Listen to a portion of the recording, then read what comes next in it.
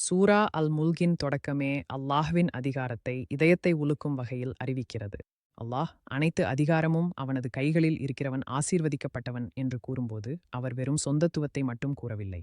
உலகில் உள்ள ஒவ்வொரு ராஜ்யமும் ஒவ்வொரு அதிகாரமும் ஒவ்வொரு தீர்ப்பும் அவனிடமிருந்து துவங்கி அவனிடமே முடிவடைகிறது என்ற உண்மையை அவர் வெளிப்படுத்துகிறார். ஒரு அரசன் ஒரு நாட்டை ஆளலாம், ஆனால் அவன் அதை உண்மையில சொந்தமாக வைத்திருக்க முடியாது. அவனது அதிகாரம் வரம்புடையது, அவனது சக்தி பலவீனமானது. ஆனால் அல்லாஹ் தான் வானங்களுக்கும் பூமிக்கும் உரிமையாளர், அவற்றில் உள்ள ஒவ்வொரு இதய துடிப்புக்கும் கூட உரிமையாளர். முழுமையான அதிகாரம் ஒருவனாக அவனுக்கே சொந்தம்.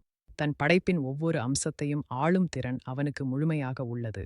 அவன் எல்லாவற்றிலும் மிகுந்த சக்தி வாய்ந்தவன் என்று நமக்கு அறிவிக்கிறான். அவனது சக்திக்கு எல்லை இல்லை. அவன் விரும்பும் இடத்தில் விரும்பும் விதத்தில் செய்கிறான். உயிரை அளிக்கவும் அதை எடுத்துக்கொள்ளவும் அவன் தன்னுடைய முழுமையான ஞானத்துடன் செய்கிறான். வசனம் 2 அல்லாஹ் உயிரையும் மரணத்தையும் படைத்ததாக மட்டும் அல்லாமல் அதனை ஒரு தெய்வீக நோக்கத்துடன் இணைக்கிறார். நம்மில் யார் சிறந்த செயல்களில் முன்னிலை வகிக்கிறோம் என்பதை சோதிப்பதற்காக. கவனியுங்கள், இது அதிகமான செயல்கள் அல்ல, சிறந்த செயல்கள் என்று கூறப்படுகிறது. இது ஒரு விசுவாசிக்கு சக்தி வாய்ந்த மனப்பாங்கு மாற்றமாகும். அல்லாஹ் அளவில் அல்ல, தரத்தில் மதிப்பிடுகிறார். வெளிப்பாட்டை விட உண்மையையும் கவர்ச்சியை விட நோக்கத்தையும் மதிக்கிறார். வாழ்க்கையின் சோதனை என்பது நீங்கள் எவ்வளவு சேர்த்தீர்கள் என்பதல்ல, ஆனால் நீங்கள் அவனுக்காக எவ்வளவு தூய்மையாகவும் உறுதியாகவும் வாழ்கிறீர்கள் என்பதே முக்கியம். பண்டிதர்கள் குறிப்பிடுவது என்னவென்றால், இந்த வசனம் அல்லாஹ்வின் சோதனை மனிதர்களுக்கு செயல்களின் அளவு மட்டுமல்ல, அவற்றின் தரம், உண்மையுணர்வு, இஸ்லாமிய வழிகாட்டலுக்கு ஏற்ப சரியானதா என்பதும் அவற்றுக்கு பின்னுள்ள நோக்கம் என்பதையும் அடிப்படையாக கொண்டது என்பதை நிறுவுகிறது.